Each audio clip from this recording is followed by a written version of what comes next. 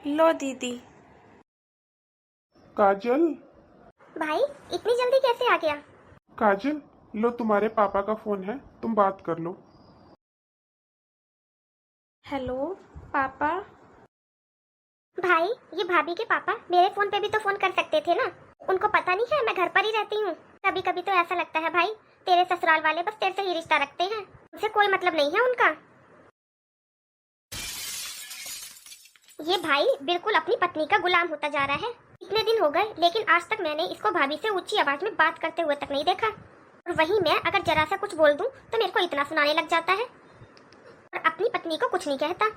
मैं भी देखती हूँ कैसे बनता है ये जोरू का गुलाम। आने दे आज पापा जी को।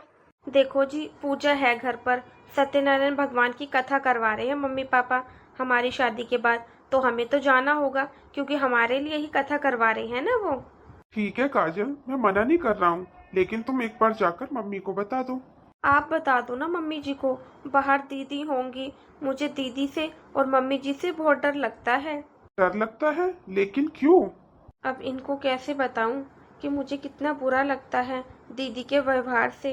अच्छा ठीक है, मैं बात करता हूँ मम्मी से। तुम भी चलो, तुम यहाँ क्या करोगी? कल शाम को ही वापस आ जाएंगे मम्मी हम। एक बात बता भाई, तेरे लिए अब तेरे ससुराल वाले माँ बाप से बढ़कर हो गए। क्या हुआ? साफ साफ बोलना, क्या कहना चाहती है? ये गोल गोल जलेबी की तरह बातें क्यों घुमा रही है? मेरी बात सुन बेटा, मेरी बेटी से ऐसे बात नहीं करेगा जैसे तूने आज करी है। जब से तेरी शादी हुई है ना, मैं कई बार देख चुकी हूँ। वैसे खुशी तो बहुत मिल रही होगी ना भाभी आपको, मैं सब समझती हूँ। आप ही उल्टा सीधा भरती हो मेरे भाई को मेरे खिलाफ। ये क्या बोले जा रही है तू? पता भी है तुझे? तू तो बस चुप ही रह जोरू के गुलाम। मम्मी देखना इसको, कितना बोल रही है ये। क्या गलत बोल रही है ये? ठीक तो बोल रही है। तेरी बहू ने एक बार भी मेरे से पूछना सही नहीं समझा कि मैं मायके जाऊं या ना जाऊं। और एक वो तेरे ससुराल वाले, उनको बस इस घर में अपनी बेटी और दामाद से मतलब है। अरे हम लोग कुछ नहीं है क्या? तू अपने ससुराल में जा रहा है, तेरे ससुराल में फंक्शन है, तेरे ससुराल वालों ने किसी ने कोई फोन करके हमें बोला मेरे पास या तेरे पापा जी के पास? अरे मम्मी, थोड़ी देर की बात है, कल सुबह जाएंगे और शाम को वापस आ जाएंगे। भाई फिर मैं तेरे को कुछ बोलती हूँ तो तेरे को बुरा लग जाता है। बुरा करेगा तो बुरा लगेगा ही ना। बहू को अपने मायके जाना है, तेरे ससुराल से किसी का फोन आया मेरे पास ये पूछने के लिए कि मैं इसको भेजूं या ना भेजूं? और बेटा मेरे घर में ये नए नए नियम मत निकाल कि बहू अपने घर जा रही है तो बिना बताए अपनी मर्जी से, आएगी तो भी खुद से। मम्मी जी, मेरी मम्मी का फोन आया था आपसे बात करने के लिए। आप घर पर नहीं थे, बाहर गए थे। और मम्मी जी, मेरी मम्मी ने ना एक छोटी सी पूजा रखवाई है और वो भी हम दोनों के लिए, इसलिए हमारा जाना जरूरी है मम्मी जी। देख बहू, पहली बात तो ये है हमारे घर में ये रिवाज नहीं है कि बहू खुद से अपने मायके जाए। है अपने भाई को बुला तू या अपने पापा को बुला, वो लेकर जाएंगे तुझे। जी ठीक है मम्मी जी। मम्मी, क्या है ये सब? मम्मी, आप अच्छे से जानते हो उसका एक ही भाई है और वो भी छोटा, और उसके पापा बीमार रहते हैं, आप जानते ही हो। देख बेटा, मेरे से फालतू बकवास करने की तो जरूरत है नहीं, क्योंकि मैं अपने घर में ये नए नए नियम तो नहीं निकालूंगी। तो मम्मी, मैं कौन सा घर में नई रिवाज निकाल रहा हूँ? बस ये बता रहा हूँ कि कल इसके घर पे पूजा है, सुबह जाना है, शाम को वापस आना है। ऐसा थोड़ी ना होता है कल सुबह इसको कोई लेने आए फिर इसको छोड़ने आए। भाई तू साफ साफ क्यों नहीं कह रहा है तुझे जाना है अपने ससुराल? देख मीनू, तू बीच में मत बोला कर, समझी? मम्मी समझा लो इसे, जब से इसकी शादी हुई है ना इसके तेवर बदल चुके हैं। तुझे शर्म नहीं आती? तू अपनी छोटी बहन से ऐसे बात करता है, थोड़ी तो शर्म कर लिया कर। इसे नहीं आती अब शर्म वरम, ये तो अपनी बन्नो रानी के उसमें चलता है। अब वो सारा दिन कमरे में बैठी बैठी यही सब सिखाती रहती है इसे। देखा मम्मी, हो गई मामा जी की बातें सच। कहा था ना मामा जी ने, उस गांव की लड़कियां सास को और नंदों को देखकर खुश नहीं होती हैं। हमें पहले नहीं पता था कि आपकी गांव की लड़कियां ऐसी होती हैं।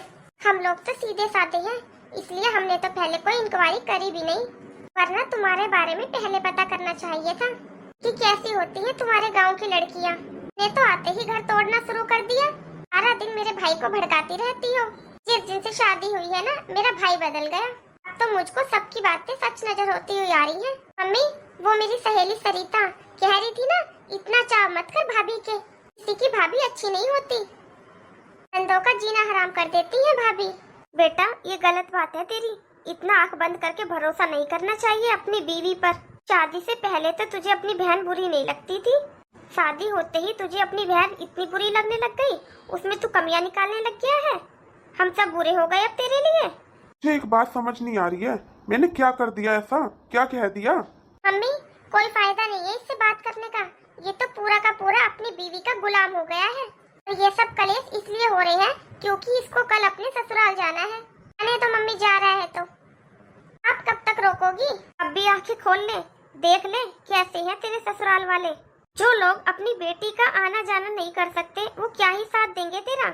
हाँ बेटा एक बात और, हमेशा याद रखना, तेरी बहन तेरे काम आएगी, ना कि तेरे ससुराल वाले। जिस घर में ये साली ही साले ज्यादा आने लगे ना, वो घर बर्बाद हो जाता है। बहन बेटियों के आने से बसता है घर, साले और सालियों के आने से नहीं। अच्छा ये बता, कल किस टाइम निकलोगे तुम? कल सुबह जल्दी जाएंगे क्योंकि शाम तक वापस भी आना है ना। मीनू जरा देखना सुबह वाली ट्रेन किस टाइम की है। मम्मी सुबह 6:10 की है, मैंने देखी थी सुबह। ठीक है बेटा, सुबह 6:10 की ट्रेन है, तुम लोग 8 बजे तक पहुंच जाओगे वहाँ। फोन कर देना उन लोगों को, स्टेशन तक तो आ ही जाएंगे, या आप स्टेशन तक भी नहीं आ सकते? लेकिन मम्मी जी ट्रेन से क्यों, हमारे पास तो कार है ना, हम कार से जाएंगे। डीजल पेट्रोल कितना महंगा है पता है तुझे? तेरे मायके आने जाने में कम से कम 1000 रुपए का तेल लगेगा। खाने पीने का सामान लेके जाएगी वो अलग, कम से कम 2000 रुपए खर्च हो जाएंगे। इसलिए ट्रेन से जाना, 25 रुपए की टिकट लगती है, 50 रुपए में अपने पीहर पहुंच जाएगी।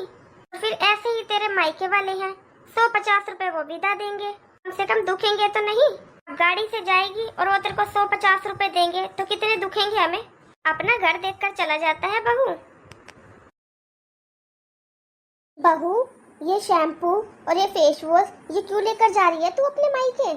मम्मी जी अब मेरे पापा आ रहे हैं मुझे लेने के लिए, मुझे शाम को वापस नहीं आना, कुछ दिन रह कर आऊंगी, इसलिए ये सारा सामान तो चाहिए ना मुझे। ये क्या बात हुई भाभी, आपके मायके में अब शैम्पू भी नहीं है क्या? तो आप शैम्पू भी यहाँ से लेकर जा रहे हो? लेकिन दीदी ये मेरा शैम्पू है इसलिए लेकर जा रही हूँ। ये शैम्पू क्या तू अपने मायके से लेकर आई थी जो ये तेरा हुआ? अरे ये सारा सामान मेरा बेटा लेकर आया है, इसलिए ये सारा सामान मेरा है, यहाँ का है। तेरी शादी को अभी 4 दिन हुए नहीं, तूने ससुराल को तो ढूंढना शुरू कर दिया। मम्मी ये बैग भी खोल कर देखो, पक्का इसमें भी कुछ न कुछ छुपा रखा होगा। हाँ खोल देख जरा, खोल कर क्या है इसमें। मम्मी जी मेरे बैग में कुछ नहीं है, और आपको अगर चेक ही करना है ना तो ऐसा करिए, इस बैग को आप यहीं पर रख लीजिए। ये आप किस टोन में बात कर रही हो मम्मी से? जिस टोन में मुझे डे 1 से बात करनी चाहिए थी ना, उस टोन में। काजल ये क्या तरीका है बात करने का? आप तो बस चुप रहिए, जब आप अपने मम्मी और बहन को कुछ नहीं कह सकते ना, तो मुझे भी कहने का कोई अधिकार नहीं रखते। मेरी मानता कौन है, ना मेरे घर वाले मानते हैं, और अब तुम भी ऐसी हो गई हो, मेरी बात नहीं मानती हो। मैं जा रहा हूँ यहाँ से, जो करना है वो करो। देखा मम्मी, सही कहते थे ना मामा, जो उन्होंने कहा था सब कुछ साबित कर दिया इसने। देख लिया ना कैसी होती है इनकी गांव की औरतें।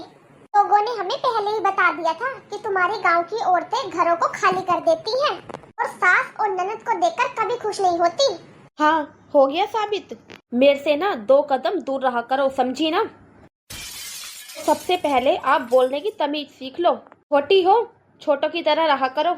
और क्या कहा था आपके मामा ने कि हमारे गांव की लड़कियां सास को और ननद को देखकर खुश नहीं होती?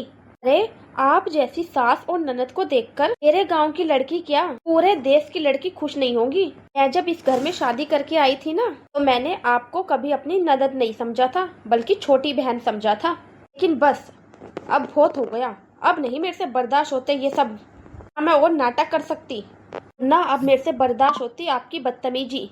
और मम्मी जी आप क्या कह रहे हो, ये घर आपका है, ये शैम्पू आपका है, ये ऑयल आपका है, तो ये सब क्या आप अपने मायके से लाए थे क्या? मम्मी जी आप इस घर की बहू हो, इस घर पर आपका पूरा अधिकार है। तो मम्मी जी मैं भी इस घर की बहू हूँ, आपका बेटा शादी करके लेकर आया है मुझे, जब से शादी करके आई हूँ ना मम्मी जी, चुपचाप आपकी सारी बातें मान रही थी। वो सब इसलिए नहीं था कि मेरे मायके वाले गरीब हैं या मुझे बुलाते नहीं हैं या मैं वहाँ पर जा नहीं सकती। मैं आप लोगों की बदतमीजी इसलिए बर्दाश्त कर रही थी क्योंकि मुझे कहीं न कहीं उम्मीद थी कि आप लोग मुझे समझोगे।